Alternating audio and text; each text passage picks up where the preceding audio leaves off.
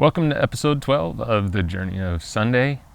Last week we started to unwrap some pretty deep stuff, right?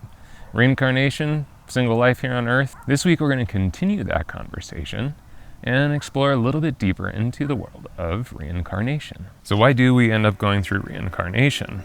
That answer is as diverse as the world's religions could possibly be, but most are going to fall somewhere in the agreement that the process of reincarnation is to give us an opportunity to continue to elevate the soul, the mind, the spirit, to a point that it no longer needs to be elevated, where we reach enlightenment or we reach moksha. But the way that that elevation happens is quite different for each belief system.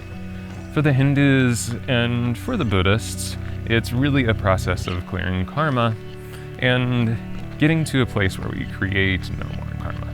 A big discovery for me was with the Kabbalistic Jews, because I didn't know that there was Jewish populations that actually believe in reincarnation. The purpose of reincarnation, or they call it gilgulim, which I'm probably not pronouncing properly, but gilgulim is the opportunity for that soul to continue the process of going through fulfilling the 613 mitzvahs. And whatever of those 613 that don't get fulfilled in the life before, you're reborn with the purpose of continuing to fulfill those. The place that things get really complicated is when we start to talk about what do we actually get reborn into, especially when we start to dig into Hinduism and Buddhism, because they have these incredibly storied descriptions of the different realms that are possible in reincarnation. But what happens is within Hinduism, within Buddhism, there are very different sects or different branches from each belief system, and some of them believe in those realms very literally in how they are described in the stories. And others argue that they were really just meant to be analogies for human existence. So Buddhism is a great example of this. The Buddha taught that there were 6 realms to reincarnation. In the 3 higher realms, you have the God realm, which sounds pretty cool, and it sounds like a great experience because you're filled with joy and bliss, but you're quite ignorant to what the rest of the world is suffering through. Not quite perfect. The second one is jealous God realm, which you have this power of a god, but you're constantly struggling to gain power. The third realm is human, and the human realm is actually our greatest opportunity to escape the cycle of samsara. The lower realms are the animal realm, which honestly doesn't sound that bad because it's pretty complacent. You're just trying to avoid pain and gain pleasure. And then you have the hungry ghosts. And the hungry ghosts are in this constant state of desire. So they just have this unquenchable thirst. And the final level is a word that we've heard before, which is hell. And for hell, you're just in this constant state of anger and torment. So within that example, you could take each of these realms to be quite literal. 6 separate realms that we could be born into. But like I said, there's quite a few Buddhist branches and scholars that believe that these were just allegory. It was just a way to represent the human experience. The Jains, the Sikhs, the Hindus, they all have kind of similar representations, some more realms, some less realms. The Hindus actually have quite a few realms that could even be in realms that you're transferring between reincarnation. The Kabbalist Jews kind of have the simplest form that I studied so far, which really just always reborn back into a human form, and it's just a continuation of your soul.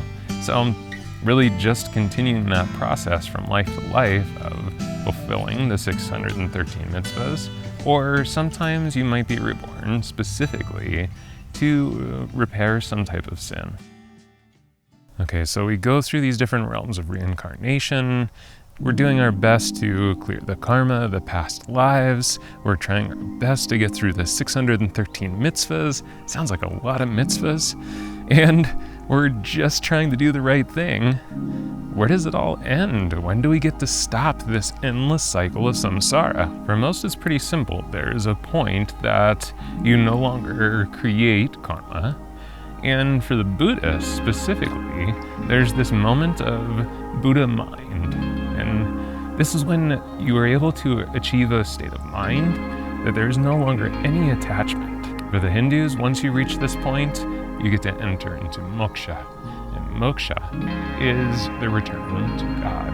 And it's similar within the Buddhist faith because nirvana, which is what they call it, nirvana can be really so many different things depending on exactly which branch of Buddhism you're looking at. And if you're one of our Jewish friends that does believe in reincarnation, then at the end, you get to enter into the Garden of Eden. Now, I gotta tell you guys, this was by far one of the most challenging of any of my videos because this subject is as deep as any ocean. And it's like trying to find the 5 perfect little water droplets in that ocean that can give the big picture of the entire ocean. It's pretty impossible. I do hope that the little bit that I was able to share with you just ignites some curiosity. It ignites some kind of discussion that maybe you wouldn't have had before without that content. And if you've been watching my videos for a little while, this is gonna sound like a broken record, but the entire purpose of this is to generate that discussion and to create community. So if you have people that you would love to invite into the community, I'd love to have more voices. So send them a message, tag them in the comments, but more importantly, please, even if you don't feel like you have a lot that you could share on this subject, please comment. Just be part of the discussion. You don't have to know anything. That's part of the purpose of this project. And next week, we get to jump into the other subject, which is, hey, maybe we actually only get one chance here on the planet. So we'll dig a little deeper into that. Until next time, until next Sunday, I'm Andrew Carruthers from The Journeyist. Thank you so much for spending some time with me.